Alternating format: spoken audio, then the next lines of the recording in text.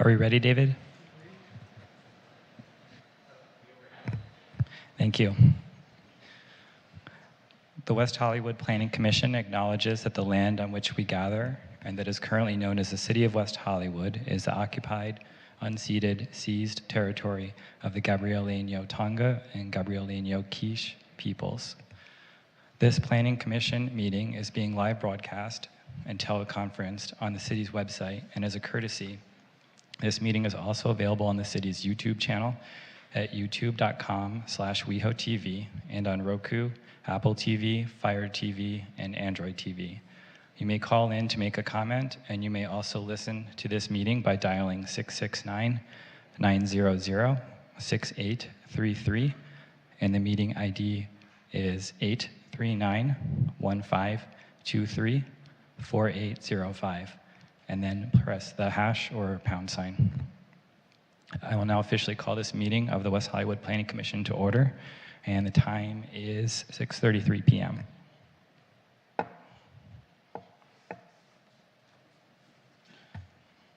Okay, moving on to item number 2, Pledge of Allegiance. Commissioner Gregoire, would you be so kind as to lead us?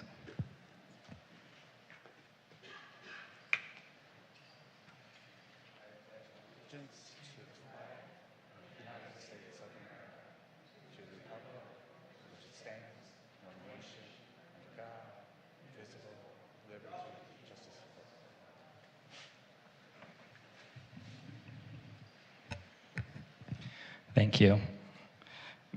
Mr. Gillig, may we have a roll call, please?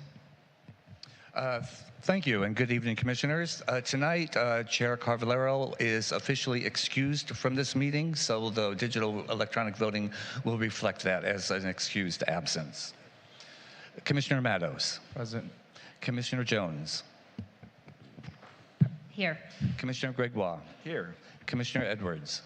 Here. Commissioner Copeland. Here. Acting Chair Lombardi. Present. And we have a quorum. Thank you. And the next item is approval of the agenda.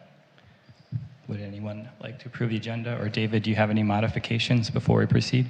I'll move to approve. I'll second it. Moved by Commissioner Jones and seconded by Commissioner Matos.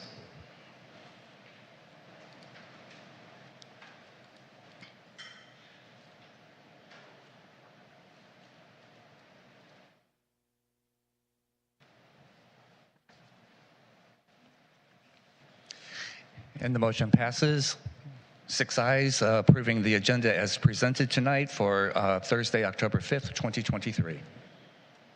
Thank you. And item 5 is approval of the minutes. We have 2 sets of minutes. Item 5A are draft verbatim minutes from September 7th, 2023. So move. Are there any corrections from anyone? I'll second. So moved by Edwards and seconded by Jones.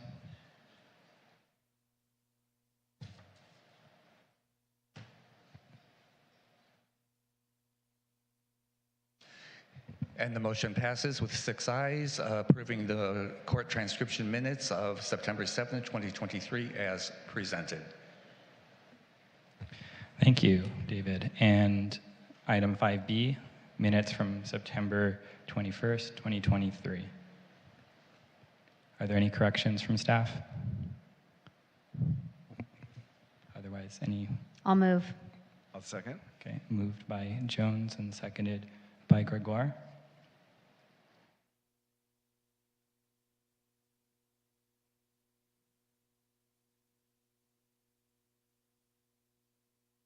And the motion passes by 6 ayes, approving the minutes for September 21st, 2023 as presented. Thank you. And quickly, before we move on to item 6, I meant to mention this earlier, but I know that it's challenging for some people on the Zoom platform to hear us, so please do try to speak into your mic. Mine seems to be very loud today, but just remember to speak into your mic. And on that note, item 6 is public comment. And David, do we have anyone in the Zoom room? We are all clear on the Zoom platform. We do have one in council chambers, Genevieve Morrill. Okay. Genevieve, you'll have 3 minutes.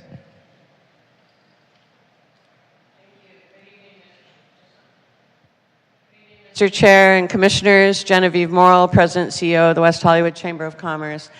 I wanted to just make a couple of announcements. We have Eat and Drink Week in collaboration with Visit West Hollywood, starting November 3rd and going through the 13th. That will be specials and deals at different places to eat and drink post-Halloween, and we also wish everyone a very safe Halloween Carnival. I also just want to take a moment to talk about Mr. John Alshoel, who I've known for many years, as you all have, who served on this commission for quite a long time, decades. And he also, I don't know if many of you know, he was also the chair of the chamber at the same time he was on the planning commission. He was very instrumental in the chamber and its development over many years. And so he's going to be greatly missed. He was a dear friend. We got a notice, I don't know many of you know, but his memorial will be on this Sunday, October 8th at Colamy at 1 o'clock. And unfortunately, it's also at the same time at a Methodist church, same date and time for Richard Settle. So unfortunately, I can't split your time, but both are being honored at the same time, same day, 2 different places of worship. So, I wanted just to take that moment to honor him on behalf of the Commission and the Chamber. Thank you. Thank you. Thank you. And Chair, that is our last. Did you want to speak on public speaking? Okay, go ahead. Just state your name and city of residence, please. Hi, my name is Karen Ayers. I'm a longtime resident of the city of West Hollywood. I also serve on the Human Services Commission as vice chair, and I'm here to introduce myself and to let you know that I will be the liaison from the Human Services Commission to your commission. So, and I see that it's billboard night, so very exciting, and I look forward to learning more. Thank you.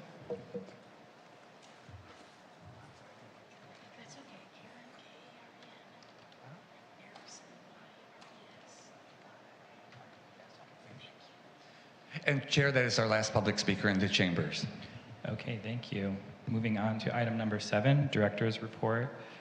Nick Marishich, Community Director, Community Development Director. Thank you. You're here. Good evening, Acting Chair Lombardi and members of the Planning Commission. Nick Marishich, Director of Community Development, and I'm now in week 3 here in my new post with the City of West Hollywood.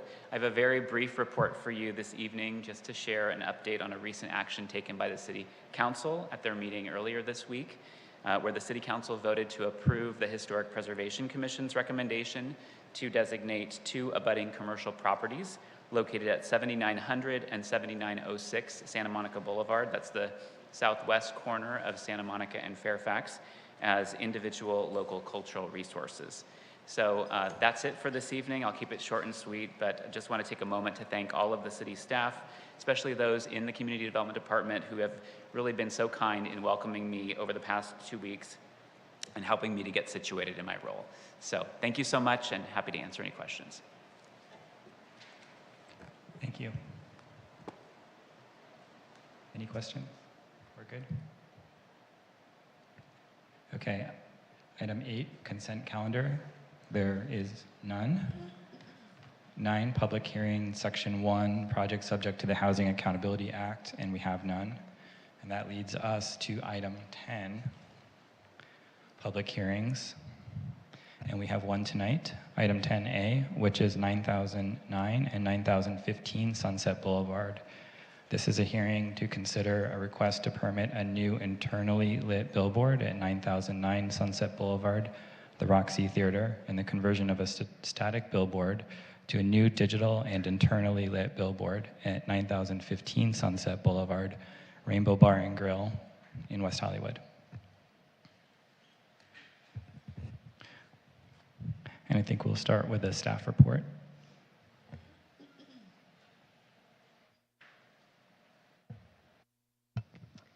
Chair or Acting Chair Lombardi, we have a staff member participating remotely, so we're just going to let her get set up and she will give the staff presentation. It's Jennifer Davis, Contract Senior Planner. Thank you.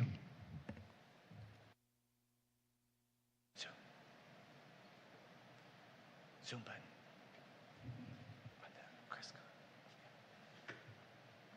To a new digital and internally lit billboard at 9015 Sunset Boulevard, Rainbow Bar and Grill in West Hollywood.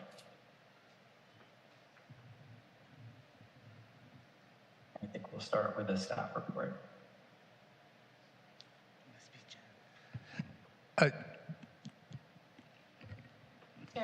Acting Chair Lombardi, we have a staff member participating remotely, so we're just going to let her get set up and she will give the staff presentation. It's Jennifer Davis, Contract Senior Planner. Thank you. Good evening. I hope you can all hear me. This is a project for the Rainbow and the Roxy at 9009. Digital and internally lit billboard at 9015 Sunset Boulevard, Rainbow Bar and Grill feeds coming in West Hollywood. Sorry.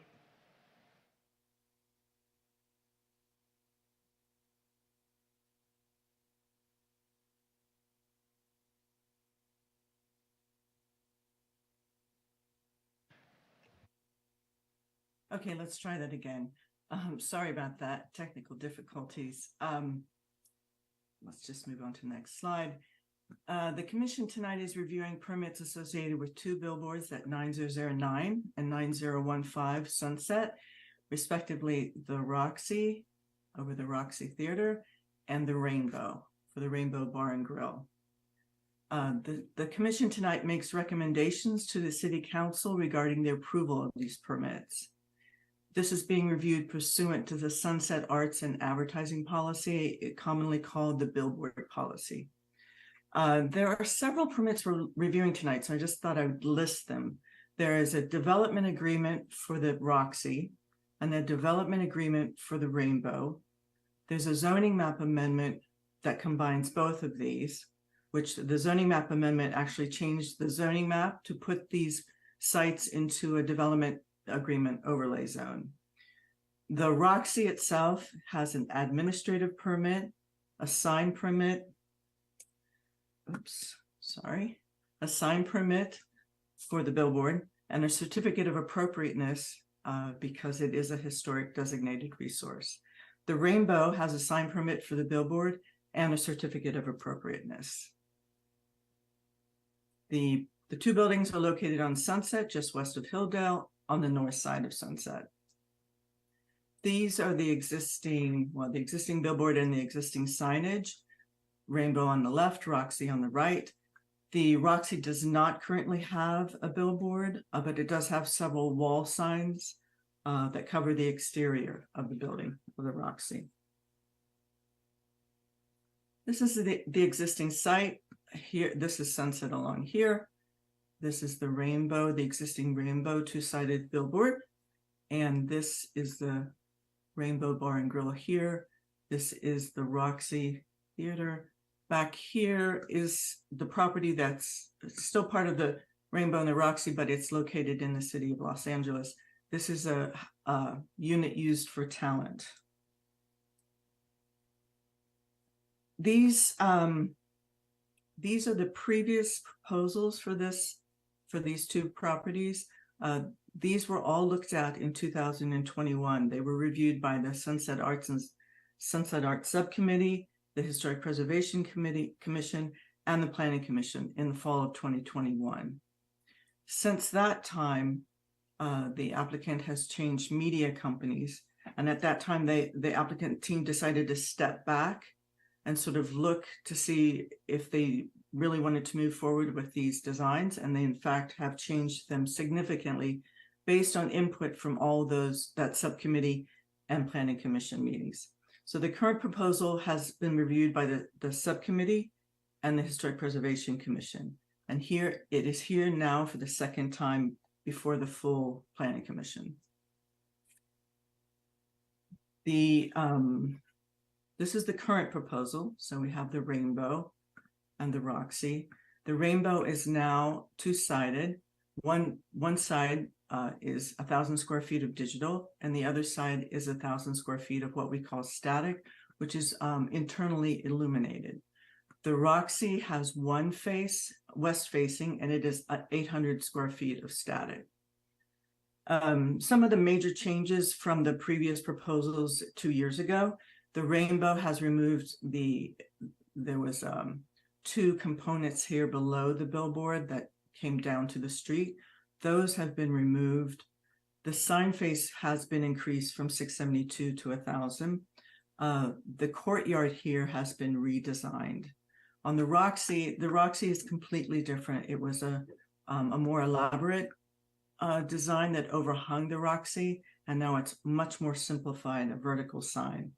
Many of these changes are the direct result of having gone before the subcommittee, Preservation Commission, and the Planning Commission last time. The most recently, the subcommittee reviewed this new proposal in March of this year, and there were a few items that they focused on, and I just wanted to bring those up. So there was a discussion about the proportionality between these two and where they were in relationship to each other. Based on that comment, the rainbow sign was lowered 4 feet and the Roxy was raised 6 feet. There was also concerns about any impacts to this office building to the east, and to address that, the Roxy sign was moved northward, so moved back. There was a request to reduce the encroachment over Sunset Boulevard. It has been reduced somewhat, but the pole for the rainbow has stayed the same, so it largely has stayed in the same place.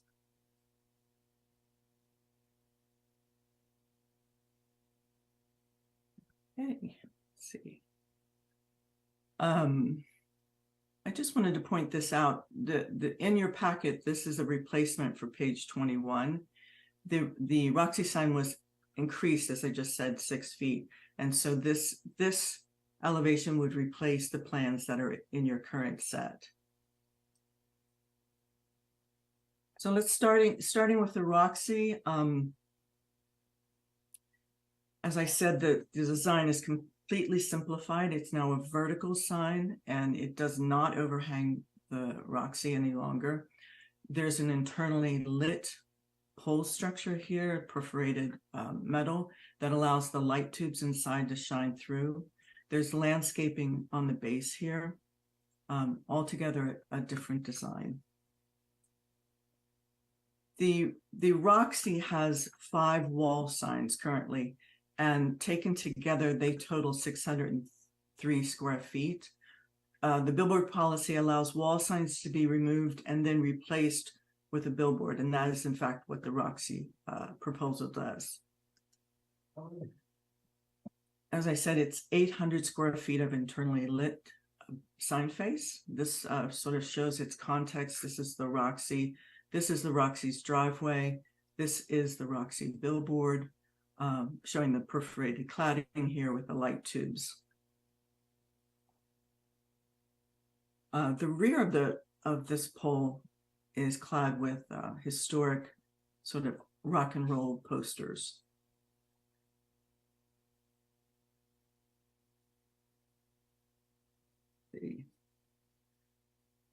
The height of the Roxy billboard is 81 feet 10 inches, and as I said, it was relocated. You can see here this shows its relationship to the office building to the east, so it was moved back.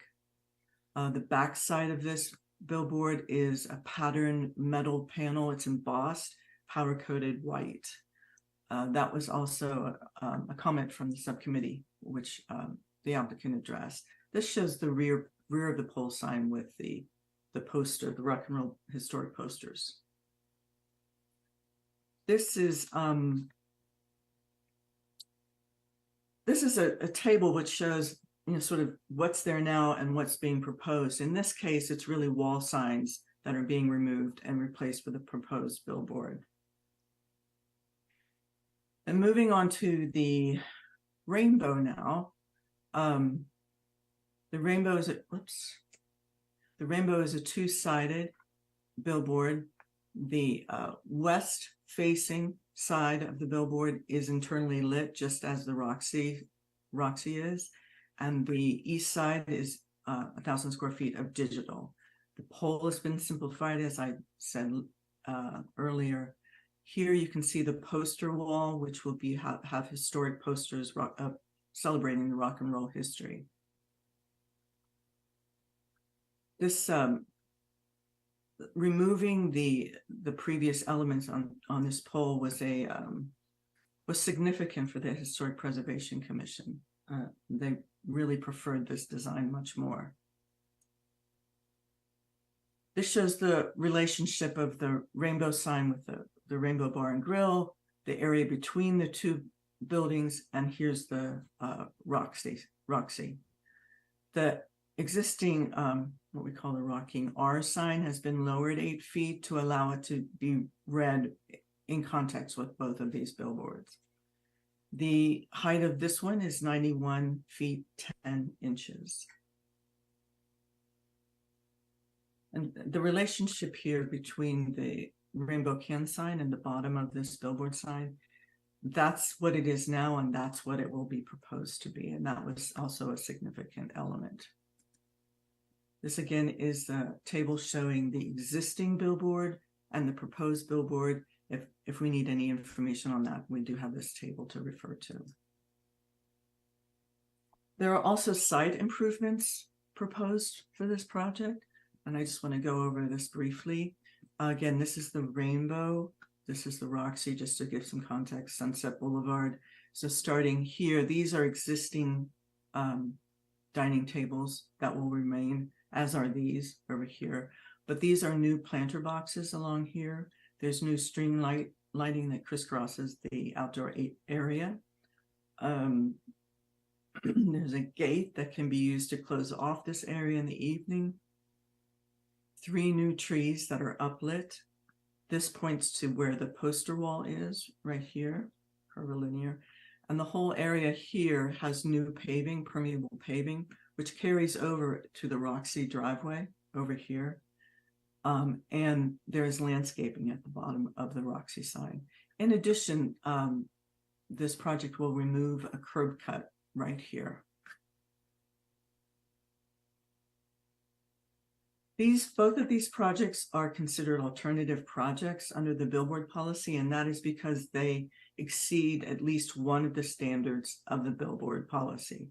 For the Rainbow, they have an additional 500 square feet of static on this face, and they're about 2 feet over the height limit for that one. And the Roxy exceeds the existing height limit by 22 feet. So therefore, these are alternative projects. Under the billboard policy, alternative projects must grant an additional community benefit to the city and the community. These last few slides, these show the sort of in context. So this is eastbound along Sunset. And here we have westbound. Here's the Roxy. You can see it peeking over that building, and the Rainbow sign. Just had a couple of corrections.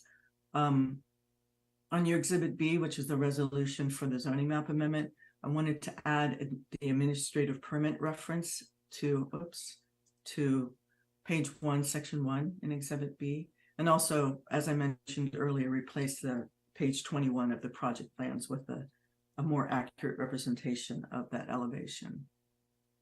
And with that, staff does recommend, the Planning Commission recommend adopting these resolutions to approve these billboards, the zoning map amendment, the administrative permit, and the sign permit.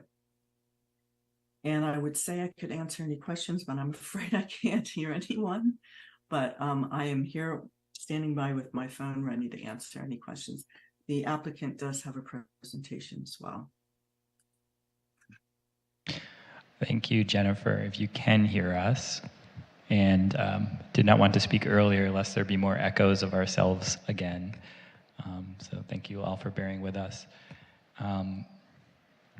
I'd like to move to disclosures. Does anyone have any disclosures? Um, I'll just go from my right all the way across. Commissioner Jones. Great, thank you. Yes, I did have a brief meeting with the applicant's representative, and we discussed issues contained in the staff report. Thank you. Thank you. Same with me. I had a brief conversation with the representative for this project. Just a brief conversation about what was in the staff report. Thank you, Commissioner Edwards. Commissioner Copeland. Same thing. I did have a meeting with the applicant's representatives and also made multiple visits to the site. Okay, thank you. Commissioner Gregoire. Nothing from me. Thanks. Commissioner Matos. Yes, I did meet with the applicant's representative. We discussed matters contained in the staff report, and I also spoke with members of the public about items contained in the staff report as well. Okay, thank you. I also had a meeting with the applicant's representative. We discussed matters contained in the staff report, and I have made at least 2 site visits over the last 2 or so years since this project has been around. Thank you. So now I'd like to move on to questions of staff. If there's any questions of staff at this time, Commissioner Gregoire. Oh, and before we get started, who do we direct the questions to? Brian League, Property Development Manager. Thank you. Okay. Thank you, Chair Lombardi, Acting Chair Lombardi. I just had some questions about the public benefits or extraordinary public benefits. You mentioned in the staff report that as an alternative project, it had to grant additional public benefit. Is that correct? Is it the public benefit or the extraordinary benefit? It's an extraordinary benefit. It's for the alternative project. It's for the overheight and oversize. Okay. And I was just curious, like, how does the public benefit, the extraordinary benefit, how does that compare to other similar projects in the city? It's dependent on if it's a digital board or a static board. For example, the Whiskey and this project, the Rainbow Digital Board, have the same extraordinary benefit payment. It's $330,000 towards the contribution of a Legends of Sunset rock walk. The static board contribution is less because it's just of a less valuable asset. And that's consistent with a number of the other recent billboard projects on a dollar amount. The only difference is they have to implement this. It's not a payment or something that's been identified that they're improving. Okay, so it's comparable to the Whiskey. Correct. Was that a template that you used in negotiating the deal, or? Yes, I mean the idea of the Legends of Sunset or the Rock Walk originated with the Whiskey, and these 2 projects at a council meeting were invited to participate. Terrific, thank you so much.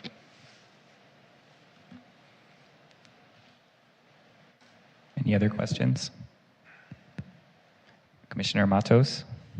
Thank you, Acting Chair Lombardi. A couple questions for staff.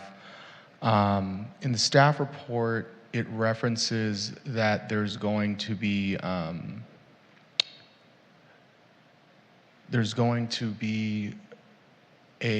the development agreement specifically, it's talking about 1% market value of the Roxy static sign and 1% market value of the Rainbow static sign going to public benefit. So that's public programming, public arts, things of that nature. With a static sign, how does the city ensure that we are actually getting that benefit? That component, that 1% of the static signs, is directed directly to the arts program. That funding is earmarked for art. So that would be up to the Arts Commission to program that money. Yes, I understand that. But what I'm asking is, what does that look like? Do we get billboard space on a static sign for 2 weeks? What does it actually operationally look like with us collecting? It's an in lieu cash payment. It's a direct 1% of the annual fair market value. And then we had the choice you really can't do a static program. Yeah. You'd put up 2 days a year, or so it's a cash payment, the equivalency. Okay.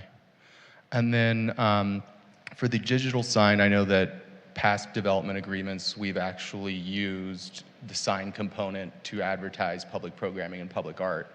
How are we ensuring that that space is actually being given to the public? And how would we in this circumstance? It's a requirement of the development agreement. They need to present that public art component to the Arts Commission, and it's programmed at the top of each hour. So it's if they don't do it, they're in default, and we can turn the billboard off. Is it verified through code enforcement? How is it verified? I think that's a question that we're still trying to answer. I mean, it's come up. We don't have an arts code enforcement, and we're working on that internally to make sure that the programming is the top of each hour. We have eyes on the street. We're doing our best, but we don't go out there every day to see that the arts programming is happening. Okay. I have no further questions at this time. Are there any other questions? Commissioner Copeland? Thank you, Chair. I just have a couple of questions. 8961 Sunset and 8974 Shoreham that are to the east and northeast of the Rocky Sea, those are both commercial office space only, is that correct?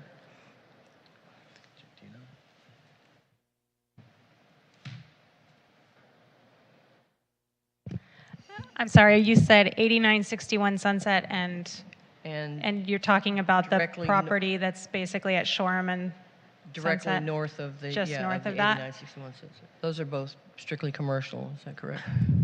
I don't know that off the top of my head, but I believe so, yes. Okay. I know this has been through HPC and SASE and PC. It's been a while. We received a couple of items of correspondence in favor of this. Through any of those other, the journey with this project, was there any other public correspondence that you can remember in opposition of the project? I was at the HPC meeting, and it was very well received. It was at the HPC. I think that there was no one in opposition and many in support. Okay. I may have one other question for you later, but I think I'll wait to after the applicant's presentation. They may be able to answer it. Thank you very much. Thank you. Are there any other questions of staff from the commission? Okay. Well, in that case, Commissioner Jones, would you be willing to provide a design review update from SASE, since you had the pleasure of being through both meetings that occurred with a wide gap of time between them? I am happy to do that, and willing and happy. Good evening, everyone. So I think Jennifer Davis did a really great job of kind of summarizing the project in its original iteration, which was, just want to note too that at the August 5th, 2021 Planning Commission meeting, this project in its previous iteration was unanimously approved by the commission at that time, save Commissioner Carvallero, who was excused from that meeting as well. So I think what I do want to focus on for the purposes of this evening's meeting, if everyone is amenable, is the discussion that Commissioner Matos and I had at the March 9th SASE meeting earlier this year. I believe Commissioner Lombardi was probably traveling somewhere exotic for work and was not able to join us that night. So again, Jennifer did a really great job of enumerating, I think, some of the differences and some of the feedback and things that we focused on. And I will do my best to kind of summarize those and add to them as well. So I think, again, we had concerns about the relationship of both of the signs to one another, especially in terms of their size and proportionality. That was something that we discussed. There was also some discussion of the encroachment over the public right-of-way. I believe that the applicant will be able to hopefully address that in their presentation this evening. We had quite a bit of discussion about I guess I want to call it encroachment or blocking of some of the balcony views and just views in general from the building to the immediate east of the Roxy billboard. We talked about the height for that and possibly making some adjustments to the material as well on the backside. I believe before it was a very dark color, and so we asked for some changes to be made on that front as well. Let's see if there's anything else that I am missing here.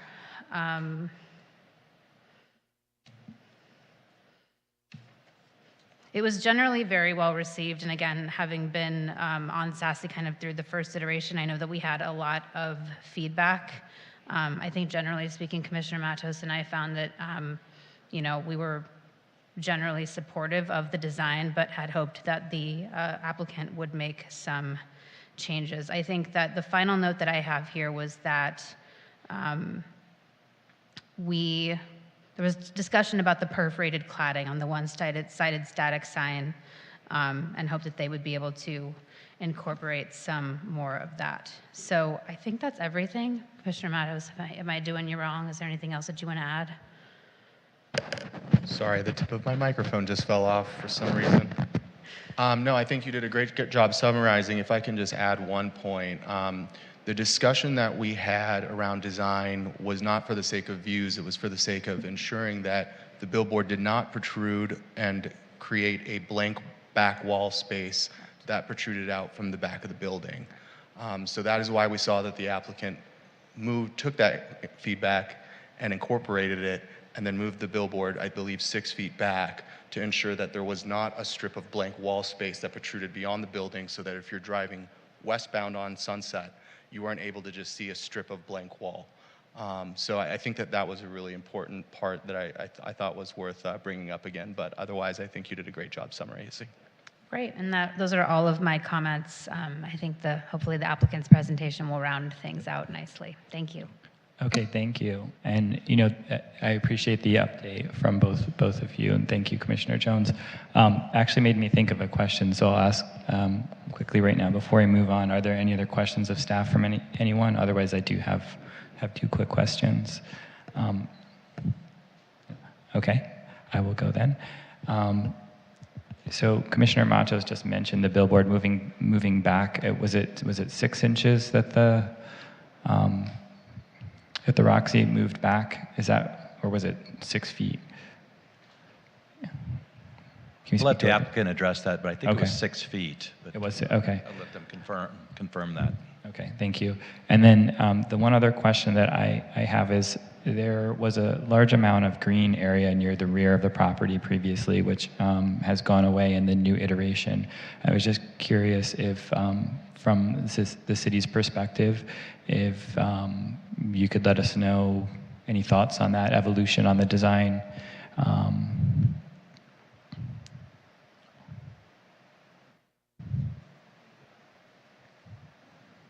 We were just focused on the front portions of the site. Maybe the applicant can address that. Okay. Okay. Okay, thank you. Then I will move on to the applicant's presentation.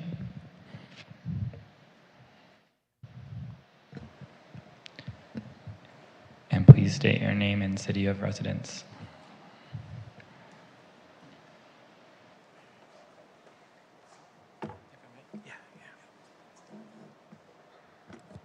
Acting Chair Lombardi, Aaron Green. Before we get started, there are 2 items actually presented before the commission this evening.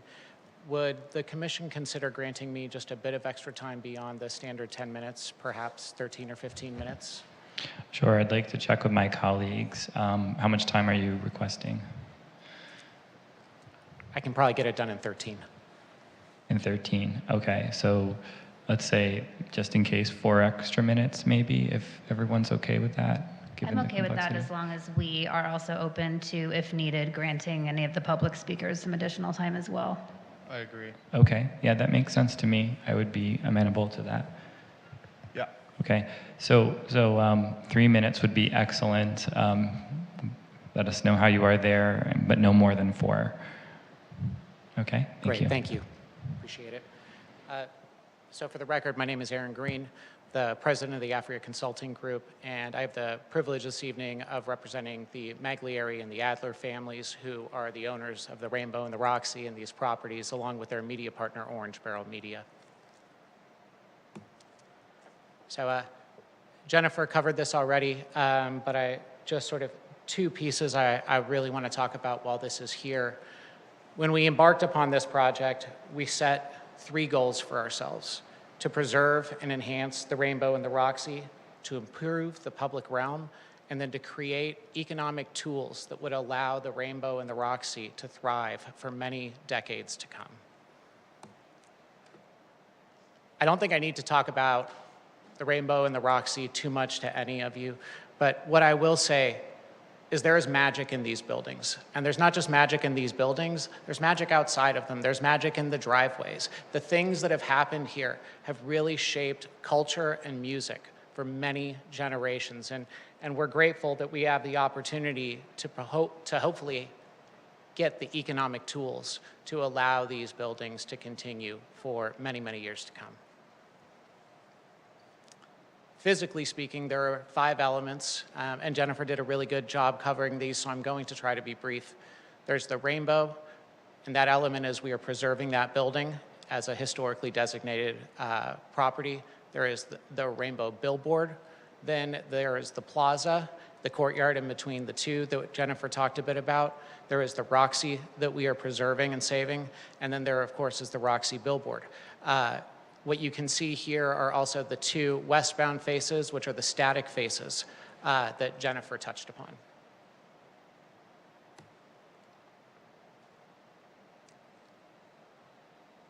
So this is, again, the westbound view.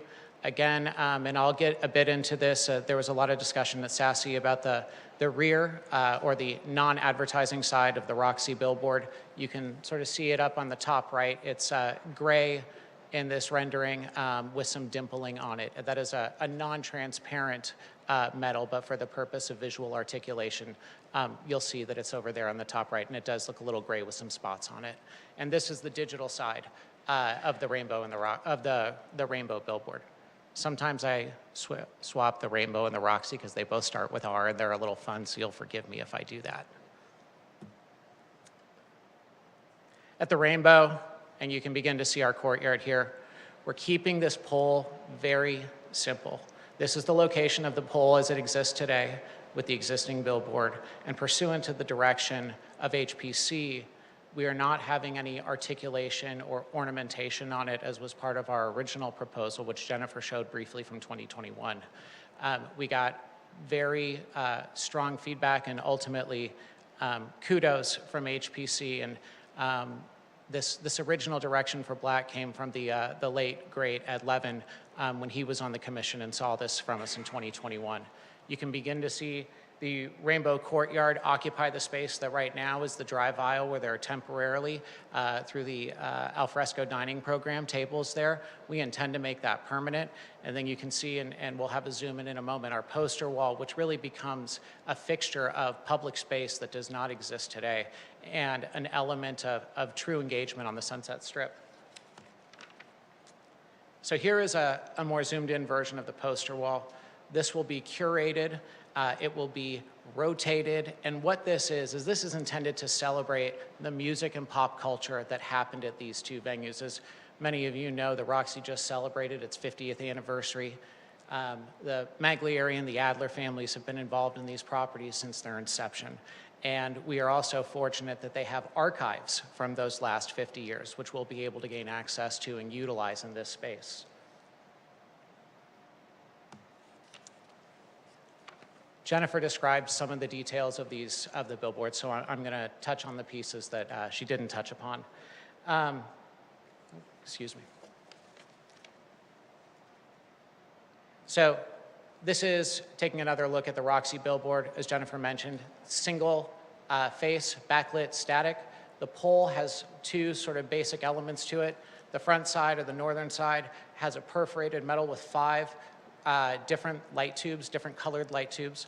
And then the rear has that element of poster wall to it facing the north, non-illuminated. So it's only, lit, it's only visible during the day. There is no illumination rear to the north of the property towards our neighbors.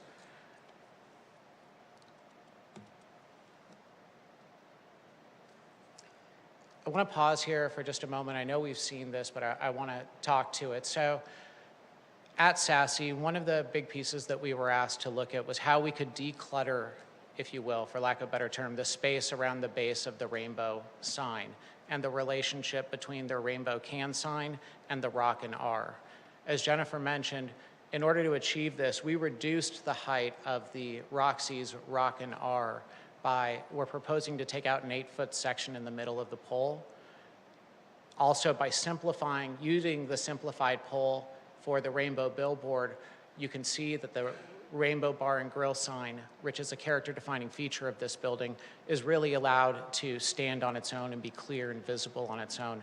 And that was one of the pieces that we've adjusted since we were before SASE back in March. I think this really does a good job of showing just how cleanly those elements can stand adjacent to one another and read.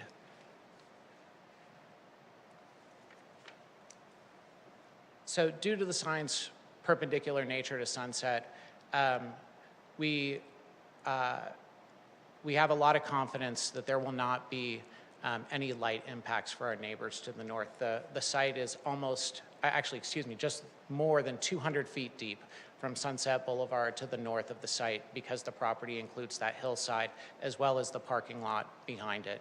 So the combination of the perpendicular nature of the signs plus the depth and the orientation that we can utilize with light louvers really allows for protection to our nearest residential neighbors in the city of Los Angeles who are quite far away. One of the other pieces of feedback that we got from SASE was, could we make the billboards more congruous in terms of their height with one another? There was a 20-foot differential in height, and so there was a comment that perhaps they read too much like they weren't in sync. We have reduced the height of the rainbow billboard by 4 feet, and we have increased the height of the Roxy billboard by 6 feet. So that took the differential from 20 feet down to 10 feet, getting closer towards meeting in the middle, which really allows for that more congruous visual experience if somebody is heading east on Sunset Boulevard. This also, of course, does a good job showing the billboards and their relative size to the built environment around the site. You can see the 6-story commercial building to our left, and then, of course, the 9,000 building right to our south.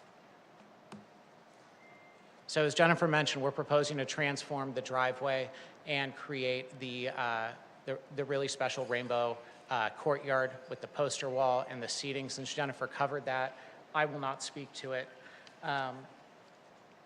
The only thing I would point out is that, as we look towards the rainbow sign, these are some examples of the materials that we will be using. Again, we'll look to use perforated white powder-coated metal, and then we'll have 5 different light tubes, which will each include a different color. So the rainbow is being processed under a historic property sign conversion application, which is specifically designated for cultural resources on the Sunset Strip. I mean, this application really embodies exactly what that entire part of the Sunset Arts and Advertising program was created for. And for the Roxy, as Jennifer mentioned, we're utilizing a reallocation application. So we're taking those 5 signs, advertising signs on the sides of the Roxy, we're putting them together and putting them into a single billboard. So those are the 2 mechanisms and technically the 2 separate projects that are before you this evening. We got 4 pieces of key feedback from SASE, and I've covered 2 of them already, but I want to move on quickly to talking a bit more about the rear and the rear of the Roxy, and then the space and airspace of the Roxy, because this was perhaps the item that we spoke most about at SASE. So as you can see, the pole location is almost to the very rear or back of the landscaped area where we are placing the pole. This is a side-by-side. On the left is what we proposed in March at SASE, and on the right is what is before you this evening for consideration. So we had a dark, single sort of paneled metal on the rear of the Roxy. We were asked to see what we could do to pull the sign north to reduce its view or uninteresting view as it relates both to anybody who might be on the balconies or, as Commissioner Matos mentioned, visibility for those who are in any way moving down Sunset Boulevard to the west. So we have now changed the treatment on the rear of the Roxy billboard to a white powder-coated sort of dimpled metal. It's not transparent, but it does have some dimpled articulation. We've pulled that sign back. That sign was 4 feet, 5 inches from Sunset Boulevard in March. We've pulled it back to 6 feet, 5 inches. So we've moved it back quite significantly, and as you can see here in reference to where the building is 89, 81 next to us, there's very little delta there. It's about a 1 foot 5 inch delta between the face of the 89, 81 billboard and our Roxy billboard as we're proposing it today.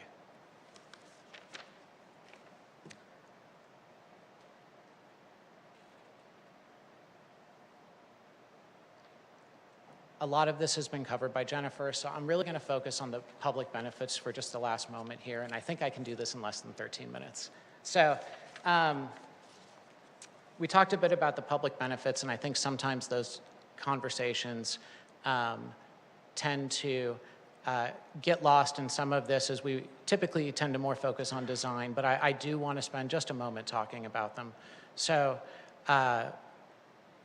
Commissioner Gregoire, as you had asked about for the public benefit payment, the extraordinary public benefit payment, as Brian mentioned, we have one that's consistent here with the whiskey, and then we have an additional $150,000 for the Roxy billboard. On top of that, 17.5% of the digital advertising time goes to the city for the city's public arts and advertising, or for the arts and advertising program.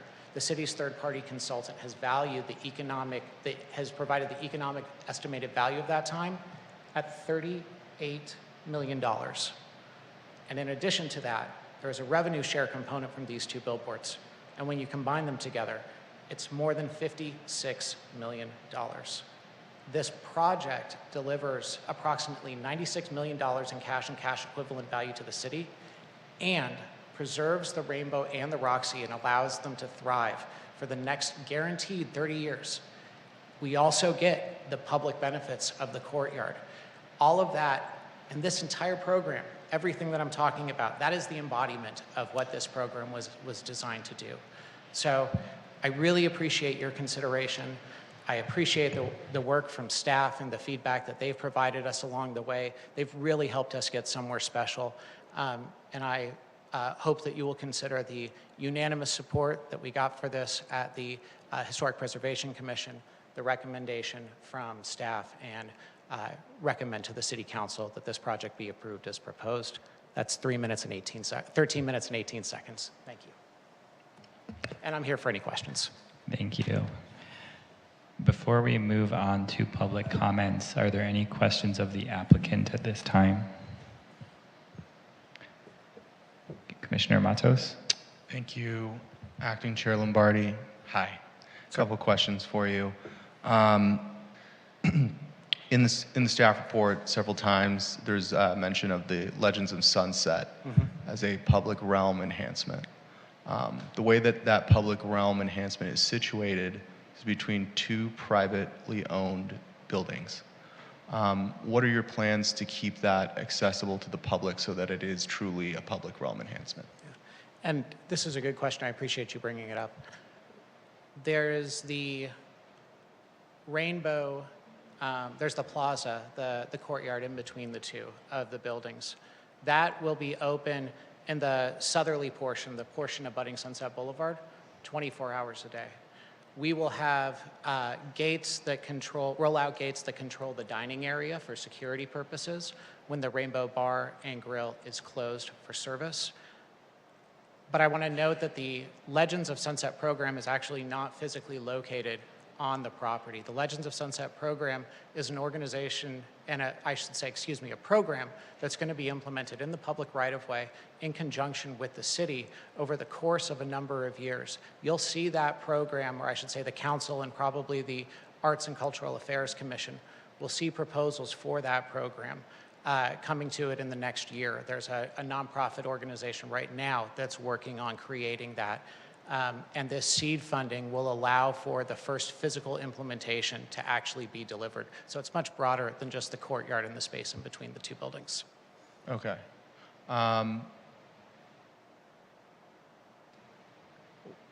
That's all I have for you. Thank you. Thank you. Commissioner Edwards, I believe you had questions. Oh, yeah, just one question for myself to better understand. So you gave the number of $96 million. Yes, sir. Is that over a year? It is over the term of the development agreement, which is a 30-year term. Okay, thank you. And that 30-year term is the standard length of development agreements that the city has had for billboards through the Sunset Arts and Advertising Program. Yes, I should have mentioned that was not in year one.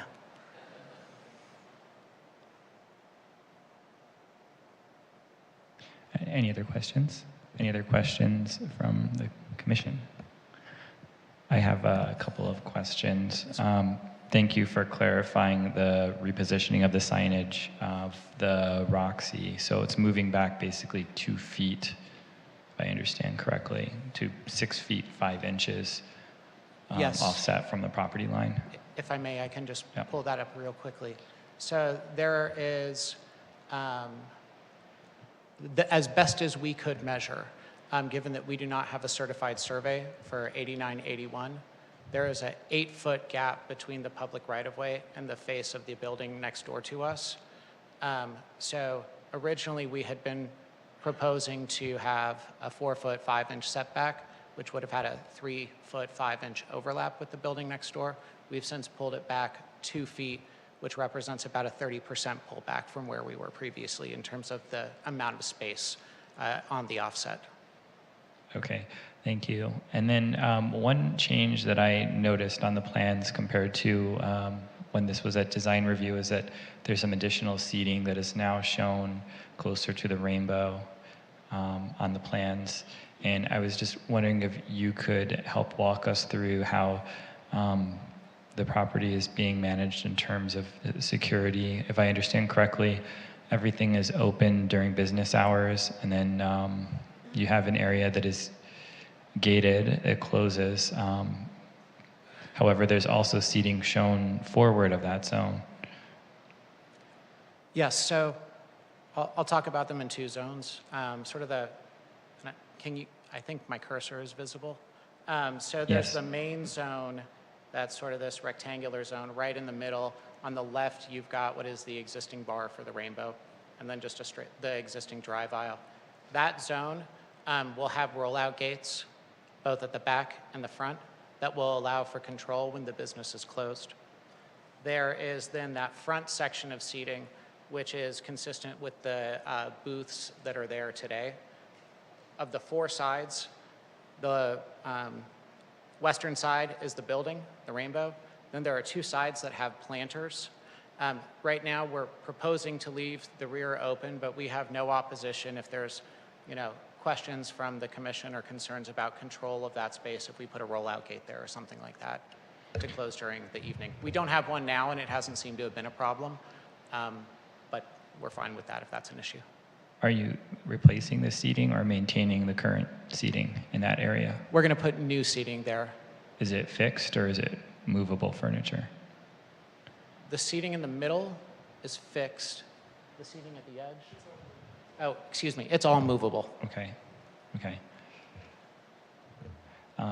Thank you. And then question on signage. So the rainbow sign is 1,000 square feet on both sides of the sign. And I think that per the Sunset advertising policy, it's no more than 1,500 is the standard for signage on any property. Did you want to speak toward that? So we already have some existing signage here, and that came into consideration when we were thinking about how to lay this out. There's already 1,342 square feet of signage here. So part of it is we were looking at this as a net operational increase and how that played into things. The other part pragmatically, and this is different from as the Maglieri family is also owner of the whiskey, and we had that before you some months ago. That physical sign facilitated having two faces that were two different sizes. Here, you know, given the direction that we had from HPC for something quite simple, you know, it would be awkward to have, you know, one face that's 500 and static and the other that's larger and digital. And so that was also one of the pragmatic concerns for us, or reasoning for us, I should say. Okay, and your digital signage is 1,000 square feet, which is within the parameters of the digital signage in terms of its maximum size. That is per accurate. the policy. Yes. Okay. And then last question, I had asked this of staff, and maybe you could speak toward it, but there was a landscaped area in the rear of the property previously, and maybe you can help us understand why that's been eliminated. Yeah, so when we took a look at this project with a fresh set of eyes, we really realized that a lot of the improvements were focused on the north side of the property, hillside, some of those other spaces. And while we liked that, as we reflected on it, we realized they weren't going to be used very much. They were deep within the property. They would only really be set up for like certain types of special events that might or might not occur very often. And we really wanted to bring our improvements front to Sunset so that the maximum amount of people could enjoy them on a daily basis. We would have had to have closed off the site for security reasons at night when it wasn't in use, and then we wouldn't have the opportunity to have access to something like the Rainbow Plaza, for example. And so we did a lot of soul searching. We had a lot of conversations with staff about what was the right direction to go, and those were the reasons and thinking that led us to where we are now. Okay, thank you. Any other questions from my fellow commissioners? I have just one follow-up question, if I Please. may. Now that we have the, could we go back to where we were? Wonderful. You had mentioned that the Legends of Sunset would expand beyond the area that I was speaking about. Would you be able to show me on that map where that is you're talking about? So into the public realm? That's not been defined yet, Commissioner Matos. So there is going to be a call for projects, if you will. So the Legends of Sunset is a 501c3 nonprofit organization that has come together in response to really a movement from the owners of these buildings, as well as a 2020 motion by the City Council to explore how they could do something. And previously it was called a rock walk, but actually that trademark name is taken. So the organization is called Legends of Sunset. That organization is now an active and functioning nonprofit with a contract executive director that's laid out a plan that the organization has worked with city staff to establish a timeline wherein in the next year, hopefully, it will be able to present a fully thought out program for what a reimagining of some of the public space on Sunset Boulevard could be that will have an emphasis on public right-of-way improvements, both physical and perhaps digital, or something else. That's part of why there's going to be a call for projects, is to solicit input from urban designers and architects and artists to think about stuff that isn't currently being thought about. And the scope of that will probably be several phases along Sunset. But that is something that the money from this development agreement will facilitate the nonprofit being able to bring back to the city in a truly conceptualized space. Thank you for that. One quick follow-up, and it's unrelated, but I do like to ask this question. It's a very typical question. Will the lighting on the billboard, specifically the digital rainbow sign, will the lighting be adjustable? Are you planning to have the lighting be adjustable? Yes, so in several fashions. One, there's an automatic and ambient light reader on it, so it can read just like your cell phone. If it gets sunny, it turns up. When it gets dark, it turns down. Secondarily, it can be remotely adjustable by way of the team at Orange Barrel Media. And third, and just in case for whatever reason those two don't work, Orange Barrel's West Coast headquarters is less than 2 blocks from this location. And my friend and colleague Devin Carruthers has a big wrench and a remote where he can go and he can turn it up or down if there's ever an issue. Okay, so you'd be open to a condition that would require that? Require remote adjustment? Yeah. Yeah, that's already required, I believe. Oh, okay, because I didn't Yeah. see it in the agreement. That policy, that's part of the policy. Okay. Is being able, and somebody can correct me if I'm wrong, but my understanding as part of the Sunset Arts and Advertising policy is that you need to have a remote adjustability for your, or remote changing and adjustability for your digital sign. And that's standard across all of your digital signs right now. Is that accurate, Mr. Leek? I'm going to try to clarify a number of comments. I'll start with the light and levels.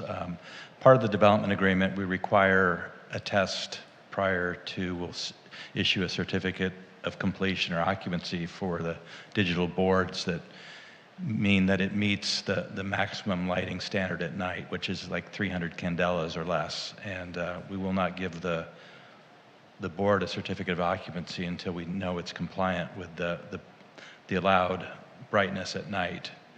And we also have a program where we'll be monitoring that on, I think it's a semi-annual basis. So the city will be monitoring the nighttime condition. Second, I just wanted to address Commissioner Lombardi's question about the landscaped amphitheater. The city did concur that that was not the best idea. And our understanding is the existing green space that's there will be maintained. There's no addition or subtraction of that green space that exists today where the amphitheater was proposed. And I had one other clarification. You asked about the size of the static sign that grew to 1,000 square feet, and that's consistent with the policy, the Sunset Arts policies, that because of the increase in the existing static sign, that it can be increased. Can I ask a follow-up question? Because I don't think my question was adequately answered. Sure. Is there a blanket policy that requires billboards to be adjustable? And I'm just asking because I know that as a commission, this body has adopted that condition in the past. Obviously, under the impression that there was not a condition, and I didn't see it in the agreement. So I'm just curious, is that a requirement of all billboards that the lighting is remotely adjustable? I know it was a condition for the last tall wall that we brought to this Yeah, because we asked for it. Right. Yeah. And I know on the digital boards, the daylight reading is very bright because of the sunny condition, and we set a maximum amount of the maximum volume of light in the evening. And is it adjustable? They tell me that it's adjustable from any point, but as long as we're confident that it's no less than 300 candelas in the evening. So there's not a blanket policy that requires it to be remotely adjustable? I don't believe so. Okay, thank you. Maybe I'll just chime in because I have a question on that too. My understanding is that although the word remote is not used, the policy does set thresholds and states that you must be able to tune down the lighting if it's too bright. And I think there's even some language that says if it needs to be lowered further due to complaints or there needs to be the ability to lower it even further. I don't think it's necessarily required that it's remote or that language is used, but I think if you look at the billboard policy that there is language about dimmability essentially. So in this case, I guess it's remote, but the applicant can confirm. So in this case, it's remote, and if there's any concern about whether or not the sign would be adjustable, we'd be very amenable to a condition that requires that the sign lighting be adjustable. Thank you. Welcome. So, Does staff have anything to add? Otherwise, it looks like Commissioner Edwards has a question. Okay, Commissioner Edwards. it was just a follow-up to our to dovetail onto this discourse about being adjustable and tuned down. So it's basically saying that you have to be able to do that, but there's no specific timeline. It doesn't say you have to do it within 24 hours, 48 hours, a week, 2 weeks. That seems to be part of the conversation here, is that the timing of when if the complaints arise, of when you would, how soon can you make the adjustment? I will comment again that we will test the sign to make sure it's compliant with the policy before we give it an occupancy permit. If there's complaints, we're in a position that we can go bring a lighting consultant out there to measure to see if it is compliant with the policy. You know, and we have staff that are trained to use those light meters. And in addition to that, we will be testing to see it's compliant, I think, on a biannual basis. So, you know, if people do complain, we will go out and take measurements. And how quickly the owner or the applicant needs to respond, 72 hours. Yep, Commissioner Edwards, that is actually in the city's policy. I can read it. My colleague just brought it up to me, but I can read the section out loud, but it is codified in the city's policy on page 27 as being required to be responsive within 72 hours. Thank you. Are there any other questions? Otherwise, I actually do have another question now that we've gone into this.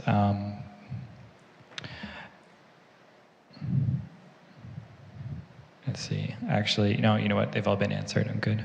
Any other questions? No? Okay. In that case, then we will move on to the public comment portion of the hearing. Mr. Gillig, are there any public commenters? Yes, we do, Chair. We have several in chambers, and then we'll move to the Zoom platform if we have any. Our first public speaker in chambers will be Sean Fodor. Sean, you will be followed by Mikhail, and you will have 3 minutes. State your name and city of residence, please. My name is Sean Fodor. Hello and greetings to everyone on the West Hollywood Planning Commission. I've lived in West Hollywood for 15 years now. I'm here to speak in favor of the digitized billboard for the Roxy Theater and Rainbow Bar and Grill. Roxy Theater and Rainbow Bar and Grill helped put West Hollywood on the map with Sunset Strip worldwide. I've performed at both clubs numerous times in the 25 years I've lived in Los Angeles as a professional producer, composer, and session musician. I've shared the stage with some of the greatest musicians and bands of all time. Both of those venues have been an integral part of my professional success. The proposed billboards are well designed, and I don't overshadow the Rainbow or the Roxy while bringing a little rock and roll swagger, a little magic onto the Sunset Strip through the public improvements and Legends of Sunset program. I support this item because funds from the new billboards will help preserve the historic Roxy and Rainbow and keep them operating for countless young and up-and-coming artists and patrons for decades to come. They both will also generate a substantial amount of revenue for the Sunset Strip and the city of West Hollywood. We need to do all we can to preserve our history and local cultural resources in West Hollywood. With that all said, I urge everyone on this commission to support this item. Thank you. Thank you. Mikhail, and you will be followed by Robert Roy. Good evening, Commissioners. I'm Michael Maglieri, and my family, along with the Adler family, have owned and operated the Rainbow Bar and Grill and the Roxy Theater for decades. We are proud of the history we have made and the legacy we have built in the city of West Hollywood. Just last month, we celebrated Roxy Theater's 50th anniversary, and these projects before you will help ensure that Rainbow and Roxy are protected, preserved, and part of West Hollywood's future for decades to come. The pandemic showed how challenging it can be to keep live entertainment venues open, even Rainbow and Roxy, and every year it gets a little harder to cover the bills just to keep the lights on and the music playing. These proposed billboards will help us save these businesses while providing money to the city, improvements in the public right-of-way, and helping to preserve and celebrate rock and roll history on the Sunset Strip. We are grateful for your time as you consider these proposed projects, which will help keep the Rainbow and Roxy open for the next generation of musicians, fans, and lovers of rock and roll. Thank you for your time this evening, Commissioners. Thank you. Robert Roy, to be followed by Vincent Kirk. Good evening, Commissioners. My name is Robert Roy. I'm here to speak in support of item 10A tonight. I am a music manager as well as as resident of the city of West Hollywood, and I can't underscore the significance that the Roxy and the Rainbow Bar and Grill have had on the city of West Hollywood, on music and in culture. You know, over the past couple of years, we've seen the shuttering of the House of Blues, the impending shuttering of the Viper Room, and these billboards will help keep the revenue needed to these beautiful venues to keep going, in addition to incremental revenue for our city. I have a young daughter, another child on the way, and my goal is, and hope, is that one day I can walk up Doheny, hang a right on Sunset, and when they're of age, walk them into the Roxy, into the Rainbow. So I urge your support of item 10A. Thank you very much. Thank you. Vincent Kirk, to be followed by Richard Eastman.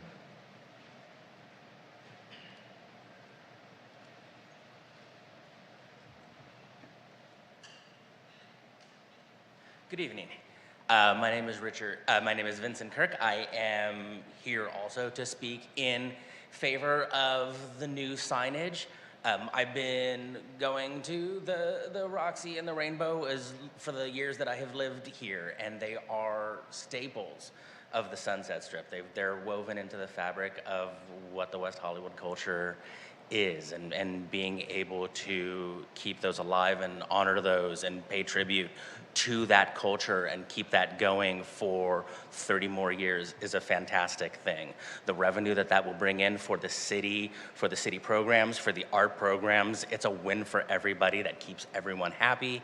And so I wanted to add my voice in favor of this proposal. Thank you very much. Thank you. Richard Eastman, to be followed by Richard Baker. Distinguished commissioners, I consider myself a historical person of San Francisco, West Hollywood, East Hollywood, North Hollywood, South Hollywood, and Hollywood, because I've known little Mikey and his father, and Hugh Hefner, and Paramount Pictures, and the Hollywood sign is up on the mountain because of my work in 1977 and 78 with the Cultural Historical Board of the City of Los Angeles, and not the Chamber of Commerce, and Alice Cooper, and Hugh Hefner, and Gene Autry, and Kelly Blue Book, and I was able to raise $300,000 to rebuild the Hollywood sign. A kid from San Francisco that was homeless in 1965 when I came to West Hollywood on a Greyhound bus. I saw Lou Adler recently, 88, 89. Robbie Krieger is a friend of mine, 77, 78. I sing in a band in Little Mikey's nightclub called Green Jello. Oh my God. Green Jello sucks. They're on tour. 30 million records. Vice News, owned by George Soros, because they owed him $400 million, made a movie about Bill Manspeaker and Green Jello and the whiskey, and I'm outside spinning around, and over 1 million people saw that video. The Hollywood Chamber of Commerce honored my dear friend, John Waters, and he said, "Oh, I got a star, I'm finally in the gutter." A week later, Channel 4 News said, "The Hollywood Chamber, walk of shame." I've never been shamed about my experience being homeless in West Hollywood in 1965, and whether I was sleeping in a van behind the Hugh Hefner Club, coming down from Haight-Ashbury and the Grateful Dead and Janis Joplin, and my grandmother working for John F. Kennedy. And yeah, Paramount Pictures discovered me. War of the Worlds, Western costume, AIDS, medical marijuana. I totally support the families of the Roxy, the Rainbow, the City of West Hollywood, and your decision to allow them to make this a historic spot for future generations. And whatever I did for marijuana, 500,000 people are going to be smoking weed in the Green Gardens, which the Chamber has approved. And whether the Hollywood Chamber lets me or not, I'm throwing a party over by Paramount and maybe a pop-up on the patio before they tear it all down and build a sign. So I urge you, do it, because history is dying, and I'm still alive. And I will be going back to Washington, D.C. next year, and the Democratic Convention. Rage against the machine. Vote, vote, vote. Save the Rainbow and the whiskey and the Sunset Strip. Thank you. Thank you. Richard Baker, to be followed by Genevieve Morrill.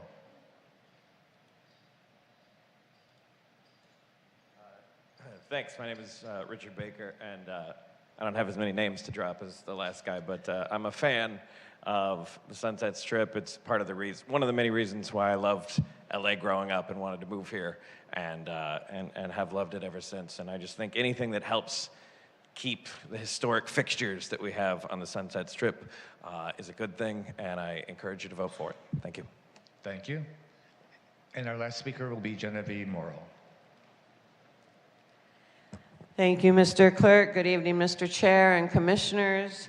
Genevieve Morrow, President and CEO of the West Hollywood Chamber of Commerce, not the Hollywood Chamber, Mr. Eastman. And we're here to support the project. We want to thank staff for all their hard work. I think I've been at every hearing, even back those years before. The Rainbow and the Roxy are important legacy businesses to our community, as you've heard, and I know you're aware.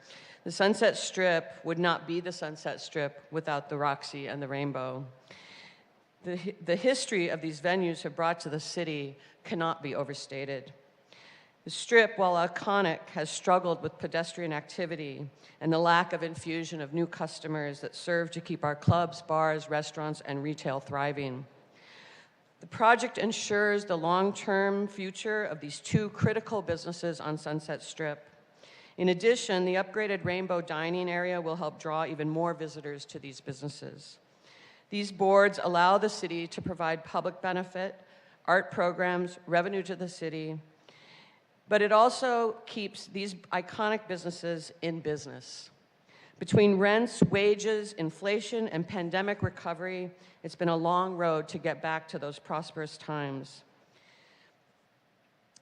Our culture has dramatically changed since the pandemic of how we shop, eat, and play.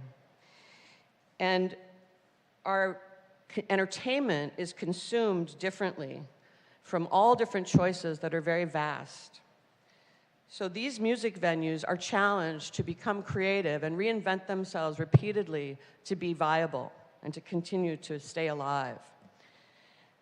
These creative billboards provide the support that's needed, and Orange Barrel Media is a thoughtful community partner that has amazing talent to create inspirational boards that integrate with the surrounding landscape. Orange Barrel Media and the Magliera family and the Adlers are reviving the Legends of Sunset organization to preserve and present the history of the Sunset community. We hope you will support these projects. Thank you. And Chair, are we all clear on the Zoom platform? I do have one item to read into the record that came in after the deadline and was not able to be distributed. Okay. It is from Jacqueline St. Anne, West Hollywood. She says, light pollution is known to be both unhealthy and unsafe. City fathers in Pittsburgh, Pennsylvania and Philadelphia, Pennsylvania have enacted ordinances against light projection into the night sky in order to once again enable citizens to see the stars. There are three basic aspects to efficient lighting: shielding, to ensure light is not diffused up and out to the sides instead of just where it is intended; temperature, which should be towards the amber side of the spectrum for health and safety, rather than stark white, and the amount of light. Screens must not be allowed the intense cold blue light currently used on so many billboards. It is blinding and a very dangerous distraction to drivers. No screen should ever be allowed to project more than 25% of white pixels in any frame.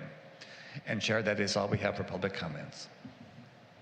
Okay, thank you. And there's no one on the Zoom platform at this time? Okay, thank you.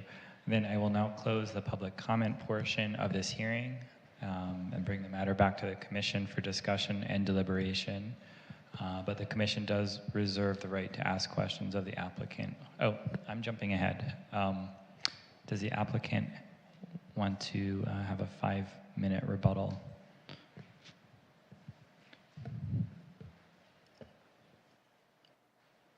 Acting Chair Lombardi, Aaron Green. Not a 5-minute rebuttal, but just a quick comment on lighting. So the city has very strict and stringent lighting standards when it comes to these billboards. Commissioner Matos raised some of them. There is also there have been 3 different environmental analyses that have been prepared for this. So both the original, then there was an updated, and then there was also a conformance memo. Those are all addressed in the staff report. Those lay out very specific mandates as to what is and isn't allowed. And I did appreciate the member of the public general comments on billboard lighting. But you know, the city's policy and the analysis here is very specific. And so there's been some very intentional examination of this site and an insurance by the city's lighting analyst, Francis Cray and Associates, to ensure that this billboard will not cause the types of problems that I think the public, that the comment made as a general issue with signs when they're not regulated correctly. So thank you. Thank you. Okay, and now I will close the public comment portion of the hearing and bring the matter back to the commission for deliberation. We may ask staff or the applicant for questions or reopen that portion of the hearing. Does anyone want to go first? Commissioner Gregoire? You know, I don't have much to say, except for one comment. There seems to be community support for this. It seems to me that the city's getting an incredible amount of benefits from these two new billboards, and it's going to help save this historic resource for the community. I strongly support it, and will vote yes when somebody eventually makes a motion. Commissioner, loud mic. Commissioner Matos. Thank you, Acting Chair. So I have a couple comments and then just general thoughts. I really do think that this project specifically is doing what the billboard policy intended it to do, and that's to protect historic buildings on Sunset. It doesn't get more historic than the Roxy and the Rainbow. As a resident of the Sunset Strip, I've spent many nights at both.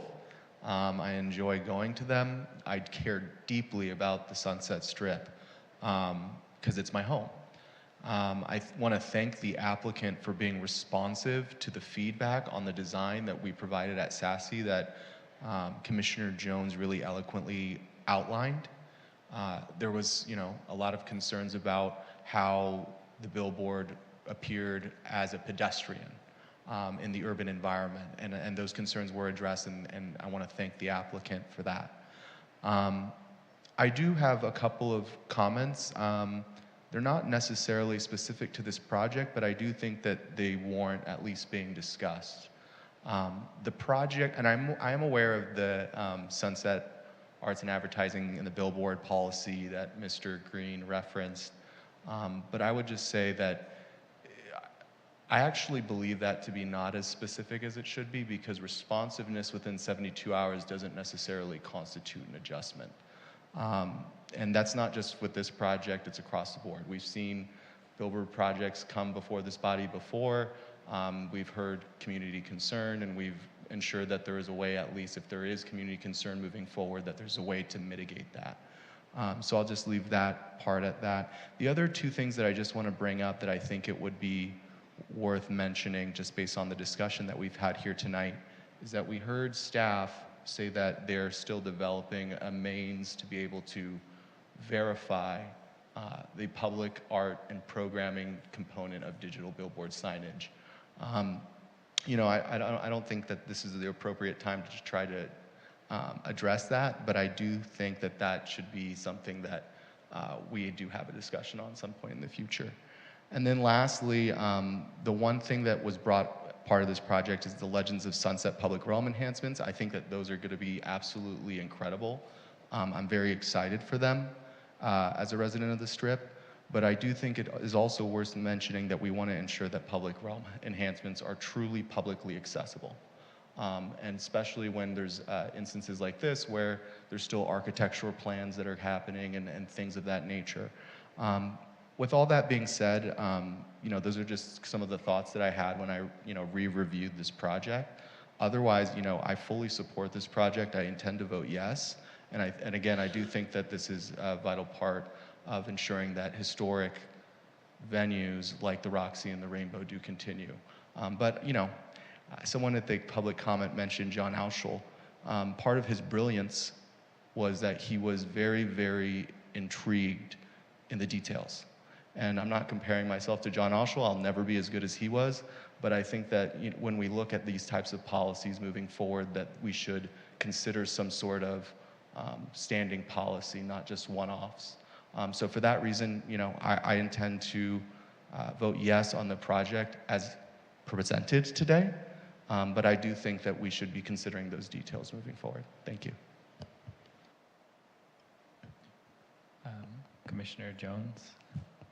Sometimes it just takes a look. Thank you very much. I have not had a ton of questions tonight. I have had the benefit of kind of seeing this project through several iterations. I am very much in support of approval. My colleagues are aligned, and I hope that they are. I think a lot of good questions have been asked tonight, and they have been answered to my satisfaction. I do just want to say that the Maglieri and Adler families have been kind of stalwarts in our community. They always show up to these meetings. We appreciate it. You're great neighbors. It does not go unrecognized. Just going to say that the Roxy has some special significance for me. I had my 40th birthday party at On the Rocks, which I know is being managed a little bit separately. My password was meow. But I'm very happy to see that this will be, I hope will be, there will be cash flow and support and the ability for the business owners to sustain their businesses in a sustainable way.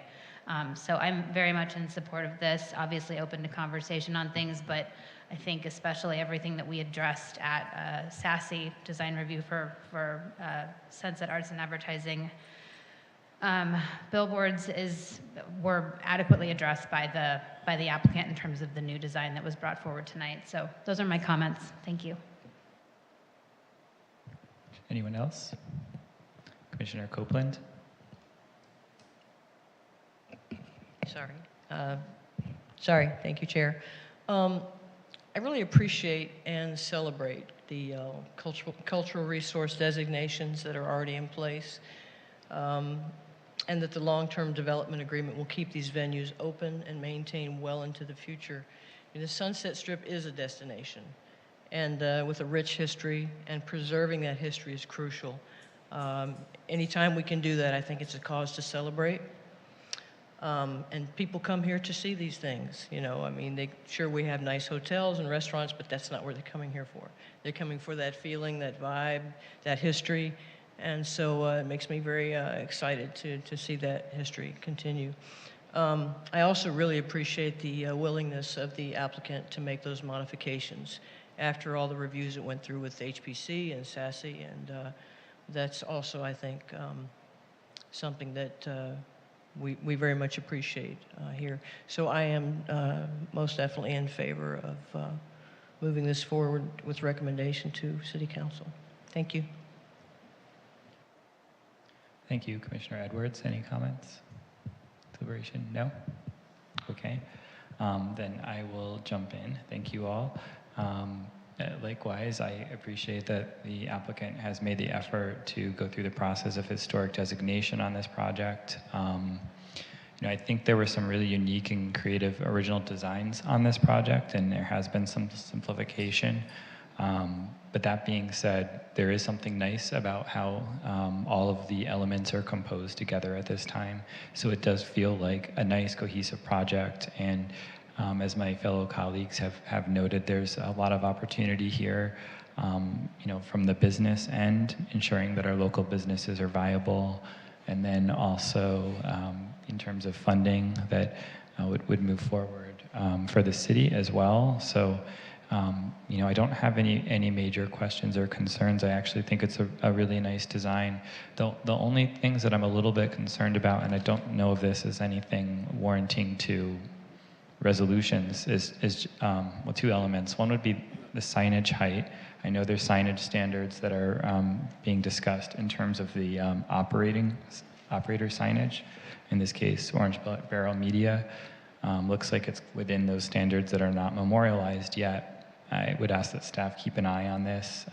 We have seen some adjustments as it goes to City Council, and just want to make sure we know what we're getting.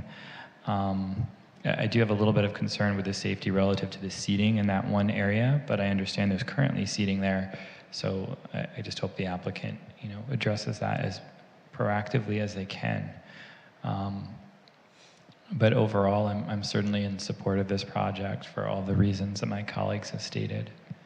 And just one other thing, kind of side note, Commissioner Matos, if you have some other general comments that might be worth memorializing those during Commissioner comments later.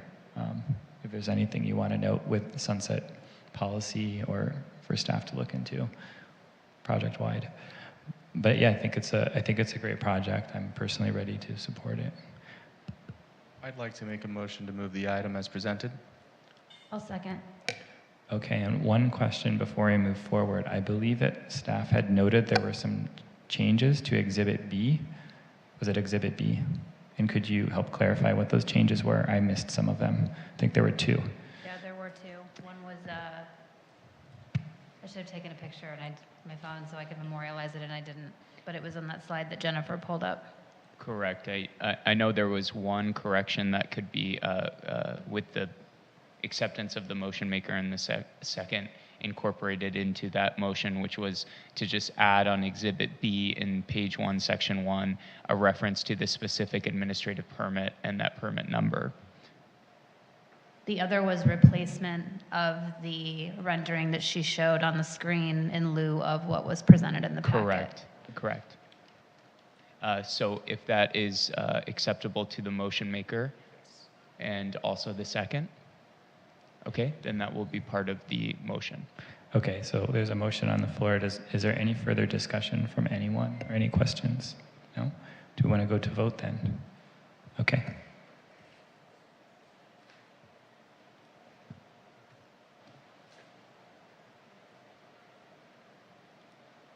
And the motion passes with 6 ayes.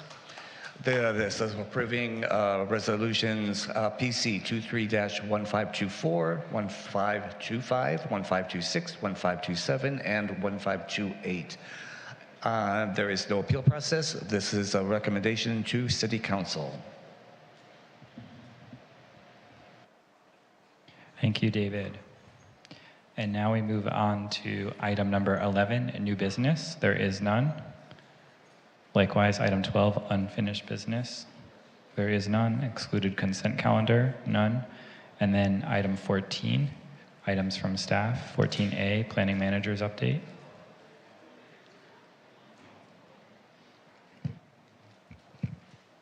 Good evening, thank you. Before I give the update on the upcoming agendas, I just wanted to give a little update about our policies and procedures here at the Planning Commission meetings. As you may have heard, if you were watching City Council on Monday night, there's been some recent reports of disruptions at meetings across California caused by people on the speakers on the Zoom platform. Sorry. Without getting into a lot of detail here, I just wanted to let everyone know that starting at our very next meeting, we'll be enforcing some of our protocols that we've always had. We're going to be enforcing them more strictly to try to prevent this type of disruption. This includes requiring that anyone who wishes to speak on Zoom must register with the Planning Commission secretary by noon the day of the meeting. In the past, we've extended as a courtesy to let anyone who joins on the Zoom platform to participate in the meeting and make a public comment. But again, in order to try to protect our process, we want to make sure that we're not allowing people into Zoom unless they have already registered so that we know that they're coming. This is something that the City Council has been doing. This is something that all of the commissions and boards that have meetings where they allow speakers to participate on Zoom have also been doing. And again, it's been a protocol that's been on our agendas for a while now, but like I said, we've been less strict with enforcing it. So I just wanted to let all of you know and let the public know, if anyone is watching, that if you want to participate on Zoom, that's fine. We still will have that option for the time being, but you need to contact Secretary of the Planning Commission, David Gillig, prior to the meeting. All right, so I will now update on upcoming agendas. So at our next meeting on October 19th, we will be hearing 910 Weatherly. It's an 89-unit affordable housing project. And we'll have a zone text amendment zone text amendment review for landscaping and canopy trees. And then on November 2nd, which is the following meeting, we'll have 3 zone text amendments to review, one for additional height for rooftop hotel activities, one for co-living design standards and definitions, and one for micro units and senior congregate care standards. And at that November 2nd meeting, I will be absent, so just letting you know. For upcoming subcommittee meetings, for the design review subcommittee, we have a special meeting on October 26th. It is a special meeting because it will be located at Plummer Park, art rooms 5 and 6, not in the community meeting room like we normally do. That room is being upgraded. The item we're hearing is 1238 to 1244 North Larrabee. It's a 24-unit apartment building. For the Sunset Arts and Advertising Subcommittee, we will be meeting on November 9th. That meeting we will have at the Library Community Meeting Room, and the item will be 8410 Sunset Boulevard, which is obviously a digital signage project. And then finally, for Planning Commission Long Range Planning Projects Subcommittee, on October 19th, prior to our next Planning Commission meeting, we will hear an item about EV showrooms, like a showroom for electric vehicles, and how we interpret that in the code. And that is all I have for you, but if you have any questions for me, I am here. Any comments from commissioners? I just have one question. Commissioner Jones, you're, if I recall, maybe you are unable to attend October 26th, the design review. Is that correct? No, I will be here for the October 26th meeting. What I had called out was the October 12th design review subcommittee meeting, which I believe has been canceled next week. So we should be good there. Oh, great. Okay, thank you. Thank you. Anything else? Okay, thank you. So then we move into item 15, which is public comment. Chair, we have no public comment. Okay, great.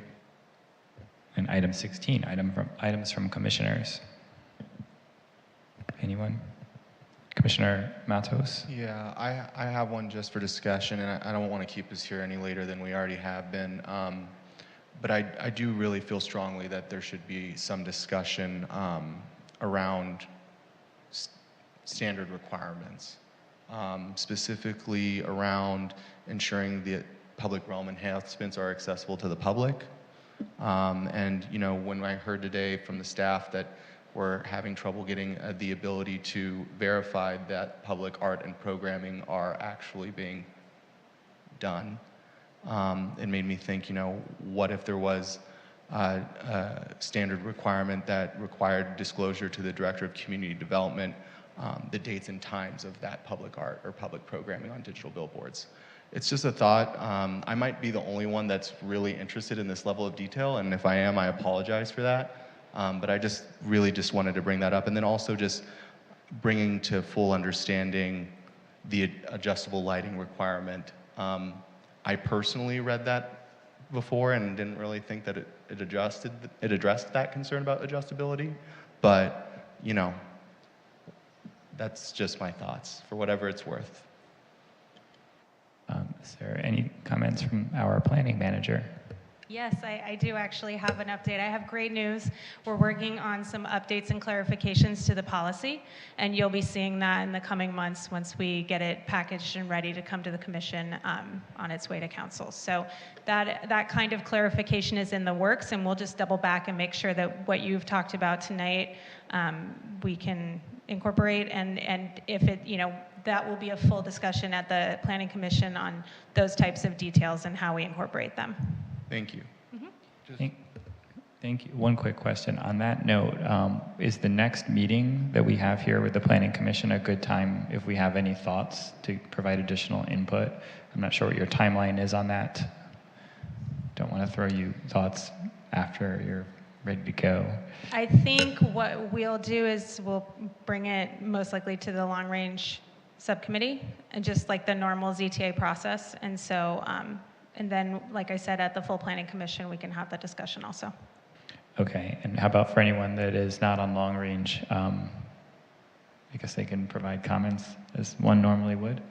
Yes. Okay, thanks. Commissioner Edwards. Yeah, I apologize. I kind of lost the narrative thread.